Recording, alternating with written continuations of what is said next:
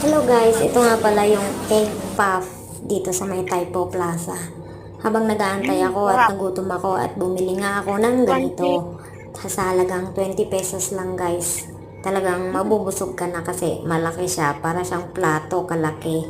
Ayan, masarap. Yung sa labas niya malutong tapos sa loob ay chewy.